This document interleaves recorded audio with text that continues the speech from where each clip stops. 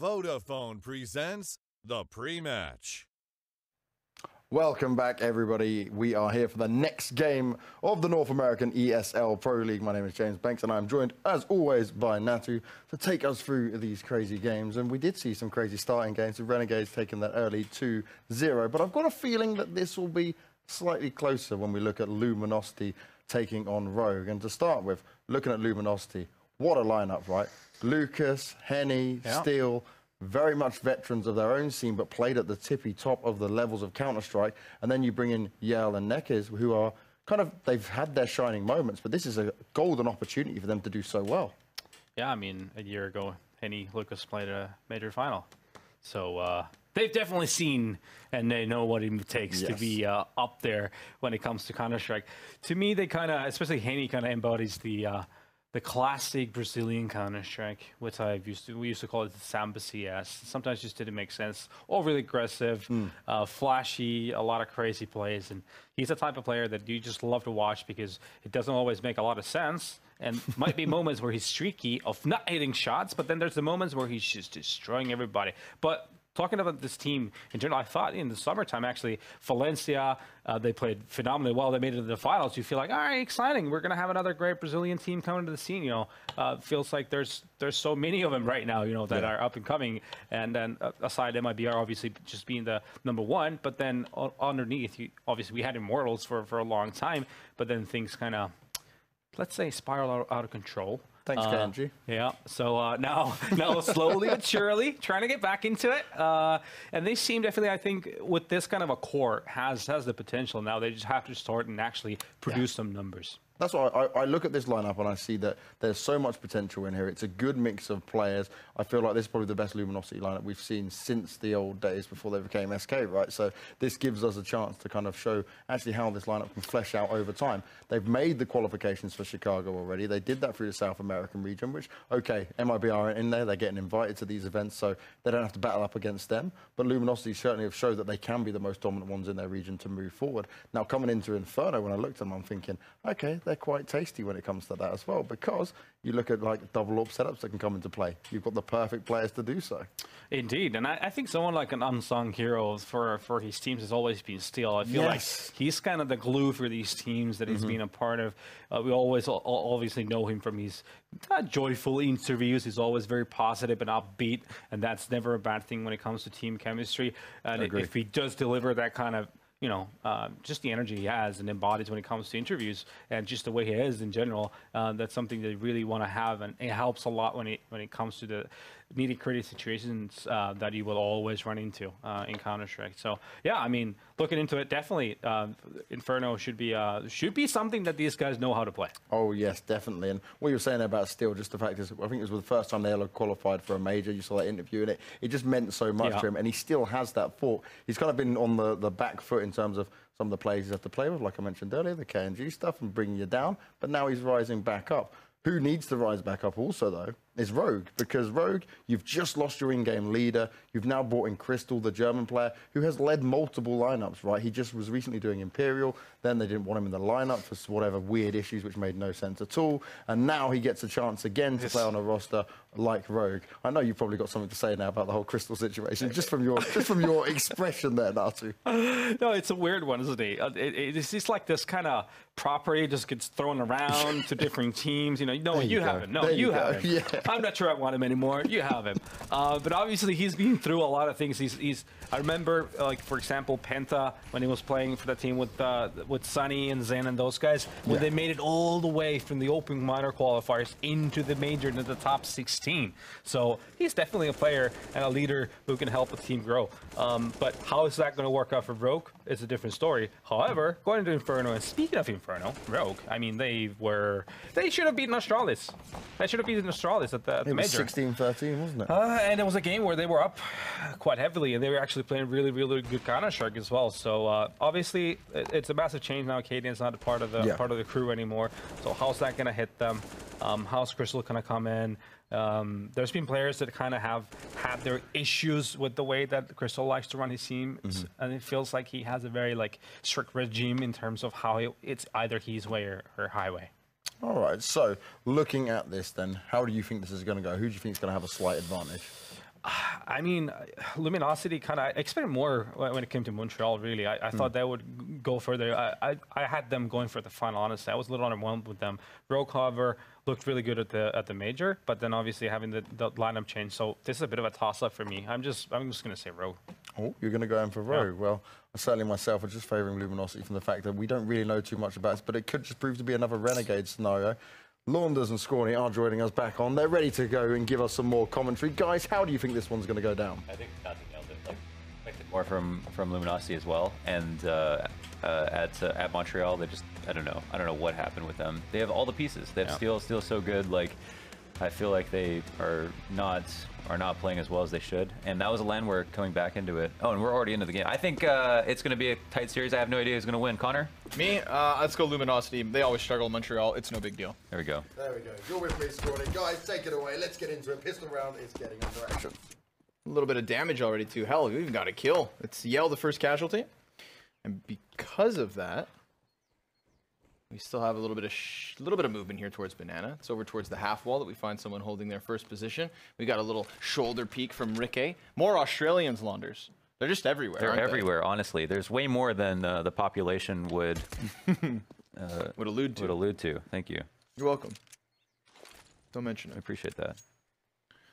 Betway odds on screen are going to be giving Luminosity a bit of an edge here. But now that we kind of have a bit of a time because this pistol's slowing down, I do think Rogue are going to struggle by the fact that they just lost their in-game leader and Opper. But it's poised to be the B hit. Vice gets into the coffins just in time. Luminosity just getting themselves next to the boxes. Finally, we've got a kill coming in. It's Nekka's first. Ricky down. Vice falls out. Because of the smoke, he was completely countered. He had no stake in that fight, but he does have a teammate with him. Whoa, Lucas. Cool your jets. He goes just streamlining straight through smoke. Gets the information, also gets a kill, but he loses his life for it. And then the big question is, does he leave his team in a good enough position to justify such a play? We'll have to see. Nekka's up close. Caught. Vice, good heads-up play there, and they know there's a man back behind these boxes, so Henny's just got to burn the clock. Burn that clock and try to stay alive, but he does neither. And then, of course, it's Vice with the kit on it. It was huge. That was a huge round from Vice. That was extremely well played. I loved how when they pushed in through spawn, even though his teammates were getting tagged up, he realized that this might be a time where somebody else activates a peek, so he was totally ready for Nekkas, who was creeping around the corner. And then not only that, but putting 4 frags up is just amazing retake from him. So we'll get the first round, and we've seen what pistols can do, Connor, in Pro League with these BO1s. So it could be a very important win condition, especially if they lock up 2, and more importantly, clean up the anti-ecos. And this is a good way to start. Yeah, Sick just dueling down Banana with an MP9. Versus the Deagle as well, right? That Deagle's meant to be finding a headshot pick here. Those P250 is better once we see Luminosity try and close the gap or execute for the plant, which will be an inevitability. That's a lot of syllables, huh? Yeah, way too many. Way more than I expected. It's almost like falling down the stairs with a word. Inevitability. I just couldn't stop it. Now here I am, battered and bruised. Same state of Luminosity, having already lost one. Not that bruised, actually. They've managed to dodge a lot of damage, but it's dodging death. That is the hard part. You know it's around the corner, like Sick, behind logs. Crystal back still towards truck. We've got Luminosity ejecting towards the A site. Oof. There it is. A dig to remember. I felt that. All the way down in the depths of your soul. A thud. Isolated. Like Sick. Over at the logs. Could get hard cleared. Could give up info early. But instead might just go to town with the MP9 3 frags. And Luminosity are going to be in a sorry state. That could have been a game-changing frag. You know, he has left that position because he can call for the rotate nice and early. Yep, but, exactly. But that could have been good. That could have been good. But either way, Rogue pick it up. And again, we didn't talk too much about Rogue. We don't know how much they talked about. They probably talked about the fact that Crystal's a pickup. He's obviously a player who was on Ghost, and now he's going to be calling instead of Steel, who was calling before. But he's done it in the past. He did it on Penta. He offed as well. And he was really good. I feel like actually the worst team, the worst that he's played on a team in his career was he was on Ghost. So I think overall he got picked up because he has been quite a talented player. Has gotten quite unlucky in a lot of situations with teams. But I think he's a plug-and-play type guy as well. For sure. Very versatile. And probably has a few more years left in the sack. Ooh, 2 guys pinned into the corner. A well-placed Molotov could spell disaster, but yep, Vice is going to come swinging wide. And it's the cover here from Nekis that gets the job done, just flirting back and forth behind the pillar. Hiko with an off angle here that could certainly catch maybe 1 or 2 off guard. And yeah, he fires first on Yell, commits to the spray down. Lucas, quick reactions. If Lucas dies there, I think Steel clears it. There was way too many people for Hiko to do the whole job. And unfortunately for Hiko, he was the last man up. That first rotator died to the Opera of Luminosity, so it did seem like a Luminosity round from a couple kills earlier on. Hiko can't pull out the heroic, and I love these saves. This is Inferno. This is where you save. This is a really old article now, okay, but I always reference it because it's a really good one. And it was when Kerrigan, I believe it was just picked up by FaZe, and it's a Kerrigan interview on HLTV describing the importance of utility on Inferno. And it's because if you guys just take a gander at your map right now, look at the amount of corridors that are literally 1 grenade wide, 1 Molotov, 1 smoke, etc. Like 85% of this map is a hallway, essentially. So go read that if you're good at reading. Yeah, it's the home of Smoke Strike. And it's, it's only got 1 way into B. Just somewhat unique. There is, like, it's like, even on Dust 2, a mid to B split is not the conventional way to get into the site, to go through the doors or have to go through the window. But on Inferno, that's even more rare, to have to go through an arch split all the way through spawn. It's such a long way if you want to try to split the B site. So most of the time you can just shut it down with a single smoke, and that's why we see so many strats that just involve refreshing it over and over again. And later towards the end of Old Inferno, and now on the new Inferno as a standard, is just throwing a smoke all the way to the bottom of it. Really discomforting for the terrorists to see. Stopping their round by about 15 seconds, adding about $1,000 worth of utility onto the ducat, and not even guaranteeing a win if they do all that. So a lot of it does come down to these smokes on Inferno. That's for damn sure. Smokes that have been primed and chucked over. So we got a little utility expenditure here. It's not everything, but it's continuous, more and more, step by step. The flashbangs, the smokes were first. Next would be the fire.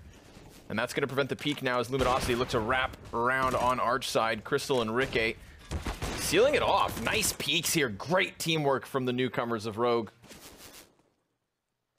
Shouldn't be plural. Rikke, plenty of experience now with this lineup, but good side-by-side trade fragging, and Luminosity come to a grinding halt on this attempt at an A hit. Not a lot they can do, and that was super clean from Rogue. They let the bomb get as far as it did up Arch, as we can see it almost crossing CT spawn, but even those 3 players, they had to deal with a great flash from our man holding from Moto, and then the obvious cavalry rotating in from CT spawn. So that's nice. I think the 2 times you want to try to fight are, or there's multiple times you want to fight. You can fight when a team's in their defaults, when they're sitting on map control. But I think it's always way nicer, like right after teams throw utility, when they expect that because they've thrown utility, they get like 10 seconds to themselves where they can do what they want, to try to get in the middle of that with a good flash, catch people holding W when they don't want to fire, catch them communicating the most when they're talking about what next to do. And that's the one best way, I think, to displace the aim of your enemies. No doubt. And so we can see that there is a pause now, attack timeout, unfortunately. Hopefully it's just what's the hierarchy of tech timeouts in terms of least worst? Least worst is always mic issues. Mic issues. Yeah, any VoIP issues or anything like that. Those are the fastest to solve. Mouse issues are up in the air. Worst issues are probably dismemberment. Dismemberment would suck, especially depending on whether or not it's your arms. Food delivery. If you got Uber downstairs, or I mean, because remember, we're back in online CS launders, right? They could just leave. They'll just leave with your food. They will. They don't even leave. No questions asked. Are you kidding me? And you'll get a thumbs down. I don't even know. Actually, can you get thumbs down from the driver? I've never thought about this. I've never been in his shoes. I feel like I've taken too much time, too many often. Oh, we have word of what it is, all right? Where do you place this in the hierarchy? The ping issue? That's a tough one. Yep. I would say in terms of least worst, ping issue can go way up there, especially, well, obviously for online, especially for online games. Hate when you get 30 ping on LAN, but for online games, it's all the way near the top sometimes because of just how sporadic it can be. Yep. You can go like 200 ping and then you've got to sit there for 10 minutes. Then you can also hit 200 ping for 5-second periods. Exactly. Right? So it's a big enough issue to have to deal with. When does a nuisance become a problem? Exactly. God. When does an issue become a tragedy? I mean, Ricky's not complaining, right? He's got more ping than Crystal to begin with. That's true. It should have been Ricky to cause this pause. He's got real problems. What I like is that in that replay we just saw, I didn't actually catch it the first time, but that nice little underhand flashbang from Ricky is what enabled him to get that kill. So, you know, I hyped it up and talked about teamwork, but that's really just the Ricky show. Teamwork. My left hand and my right hand coming together. Yeah. For me. First one. I don't like that. I never like when it's them throwing the flash though. It is cool that Crystal peeks off of it. So that's true. So it's like technically Ricky is flashing for Crystal. Oh. And himself. That's a glasses half full way to look at it. Yeah, he's just sharing it. So the peek was timed well. The flash was timed well. Nets them all 3 kills.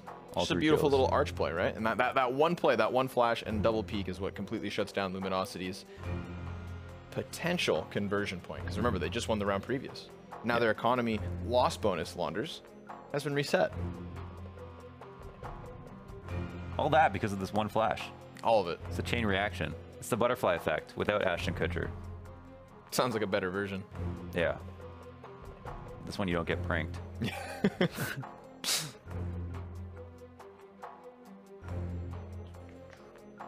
So, Luminosity with that round. I mean, they don't get to. I mean, they technically. I don't know if they're allowed to talk or not.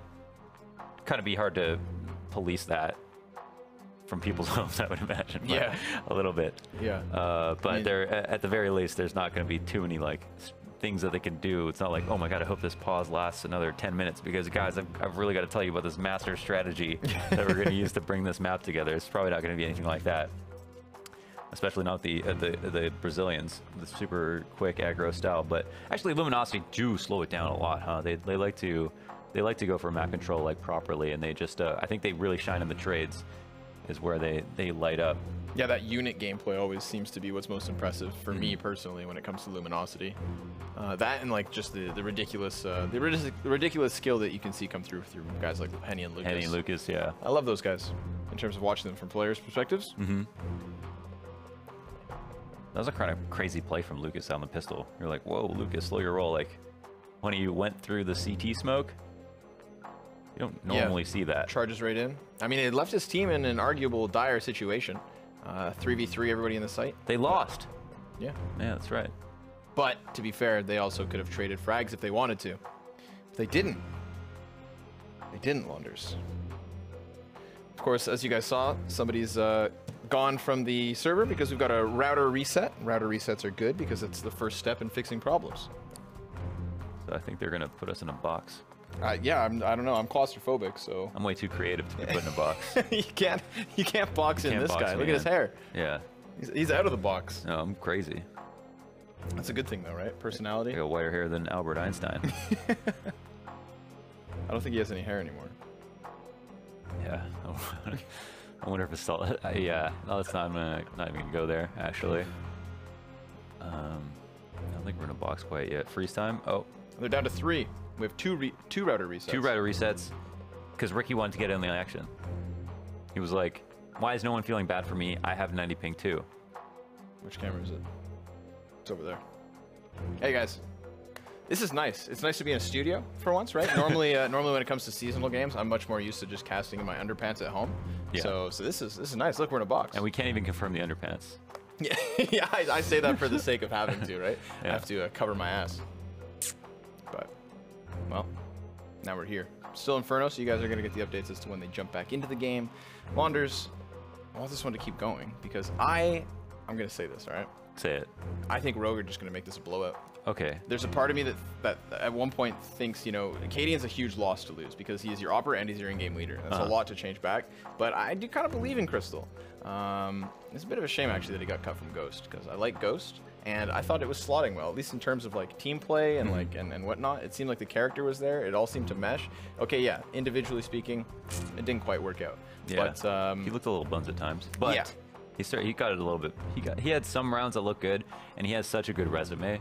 Exactly, So- that's it. It's the depth of the resume, right? We had the Pentacore, which then the Pentacore that became at the time, I believe it came Sprout, and then all just kind of discombobulated, right? Like Sunny was on that team once in a while, was kind of underneath Crystal. So he's worked with some incredible players, and I think that you had like all those players will give him the due respect when it comes to, you know, having like recognized the growth that he enabled in them. And we just talk about growth and potential, but if you have a name like Sprout, I mean, how far are you going to go? You know, you've got to have true. like a 5-year plan, Yeah, and you've got to evolve the logo. You literally have to plan your rebranding. Exactly. Oh, I hadn't thought of that. I mean, at some point, you've got to turn into something like a flower or like a green bean.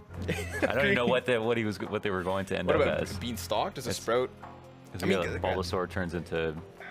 Because like, listen, a tree, right? A tree when it's first planted isn't a sprout; it's a sapling. Okay. Okay. Let's So like drop some real science. in Yeah. here. So a sprout starts to like define where you can go with that. But now, while I know a little tree is a sapling, Yeah. I don't know what a sprout becomes. What does sprout Definitely become? a bean sprout, Yeah. a water spout. Right. That's Maybe- a spout, not a sprout. Sprout. Okay. And then what if you qualify for a major? Top 8 do you evolve? You know, like at what point? When's the line? And the stickers are already out, so Yep. no That's going very back true. on that. And the odds you make 2 majors in New York. And- When's that happen? You know what I actually think is a kind of a little blasphemous is the Okay. fact that the sprout logo has 3 leaves. But there's 5 players.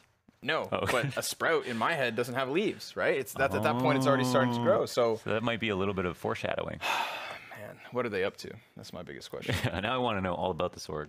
I want to look at their finances and let's get into everything because You know who's on Sprout? Who's an incredible player? NATO Safix. NATO Civics.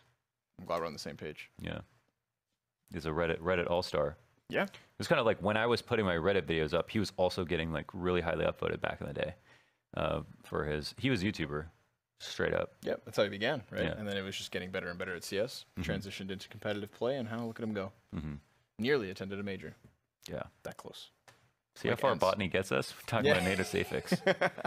This sprouted into quite the conversation. Okay, I see what you did there because it was very obvious Oh, all right. to the point that it's hard to be funny. But from there, I'm totally lost as to where to go. I feel like, look, I'm going to put my headphones back on, even though I don't like to do so on camera, just because I feel like we may be missing a cue. Okay.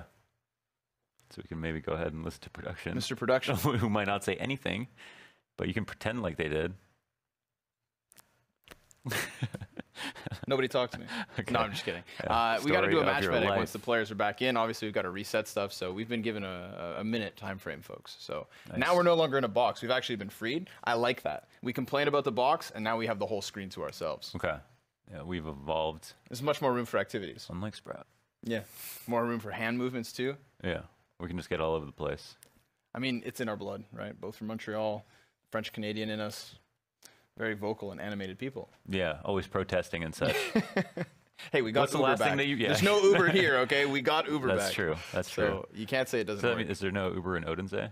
I don't believe so. Oh, is this a replay? Yeah, it's a replay. Oh, a tiny little replay I got package. excited. Yeah. The 1v1 pistol clutch in round 5. Who will take it all? That could have actually gone well for Vice. I feel really bad for Because he him. waited long enough. Yeah. And I don't think they would have thrown the Molotov if they had already got the first kill. Exactly.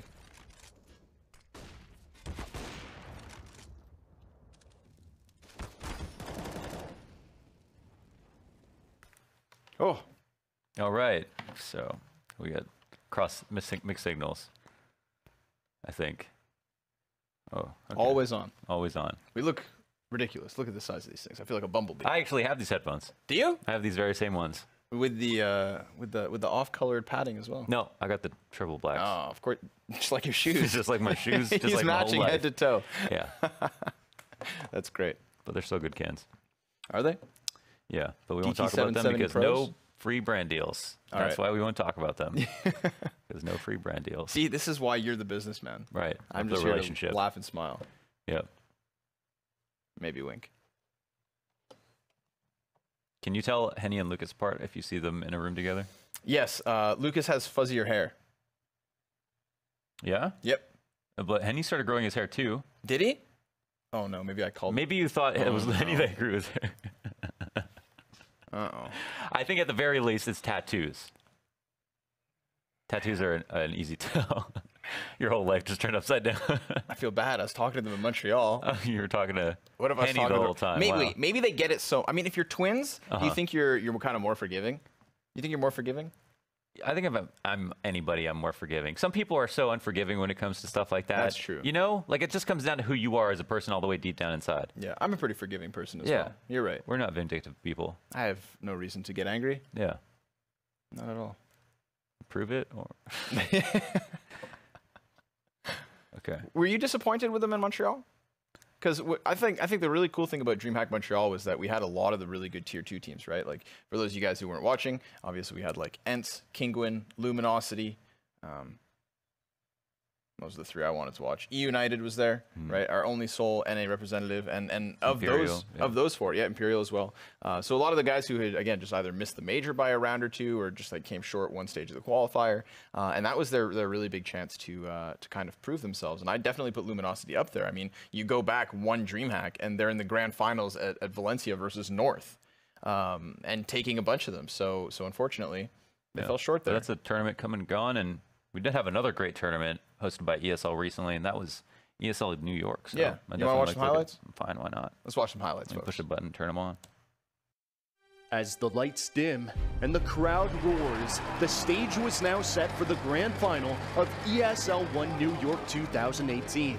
With only 2 teams left, Team Liquid had the home crowd advantage on their side as they were looking to take down the European mixed team Mouse Sports. The first map brought us to Cash, where Team Liquid's Twists would steal the show. Twist goes in with a leash. Mouse Sports did manage a tight halftime lead, but Liquid stole the second pistol round. Kilak snap. That'll slow the plant down. Oscar. Oh, he's not going to get there in time to deny it, but he knows Elise is in the corner.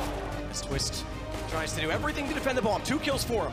Knows that he can pull Oscar off it, but he's got to find Snacks first. what? He's got that Twist. He's going to try! And Twists had manifested himself as the star of the map.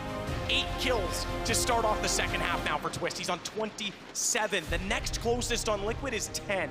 However, top fragging doesn't always guarantee a win, and Mouse Sports closed out the map 16-12. Ladies and gentlemen, that's it. First map goes in favor of Mouse Sports. From one industrial setting to the other, Team Liquid came out the strongest on Nuke. Twist on the pistol at lower, fittingly. We'll find the first gun round, I should say, for Liquid. And plays like this showed why Team Liquid had the upper hand. Killer Nitro indeed finds all 3. Snacks traded by Elise. And Team Liquid brought the scores level with a 16-7 win. He managed to win the 2v1 before, but that's going to be it. We tie things up on maps. The homey surroundings of the next map, Inferno, were a fitting setting as Team Liquid certainly felt comfortable, once again taking the lead. Bit of a nightmare for Mouse Sports on the CT side map of Inferno.